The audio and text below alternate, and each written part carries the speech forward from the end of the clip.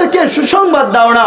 বলে আল জুমাআতু ইলাল জুমাআতি কাফারা, এক জুমা বার থেকে শুক্রবার থেকে অন্য জুমা বারে শুক্রবারে পা রাখতে দেরি হয়, তওবা নিয়ত করতে দেরি হয়, আল্লাহ পুরা সপ্তাহটা মাফ করে পবিত্র বানাইতে দেরি করে না।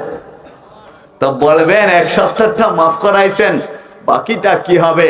আমার রাসূল সাল্লাল্লাহু আলাইহি ওয়াসাল্লাম বলতেছেন আর রমাদানু ইলা রমাদানি কাফারা।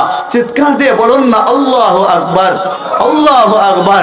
আমার রাসূল সাল্লাল্লাহু আলাইহি ওয়াসাল্লাম বলেন এক রমাদান মাস থেকে অন্য রমাদান মাস যখন আসে, আপনি ভেতরে ভেতরে নিয়ত করে নিছেন রমজান আসছে, সেহরি খাবো, তারাবি পড়বো, ইফতার করব, রোজা রাখবো, ইবাদত করব, আপনি নিয়ত করতে দেরি হয়, তওবা করতে দেরি হয়, আল্লাহ পুরা বছরেরটা মাফ করতে দেরি করে না।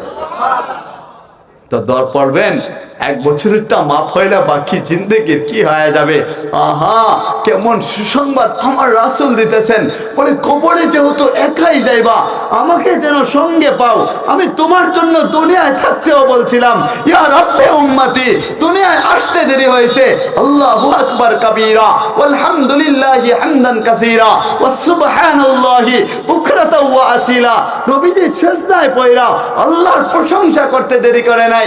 নবীজি বলতেছেন আওয়াজ কইরা, ও যুবক ভাইরা, বয়স 18 হয়ে গেছে, 20 হয়ে গেছে, 25 30 হয়ে গেছে, মুরব্বী চাচাজিরা 40 বছর হয়ে গেছে, 50 60 70 বছর হয়ে গেছে, এবার বলেন না জীবনের দিকে তাকান না, কি কি করছেন অন্যায় কাজ। কেননা আপনার চাইতে ভালো আর কেউ জানে না যে আপনি কেমন, আমি কেমন, ওইটা আপনি জানবেন না।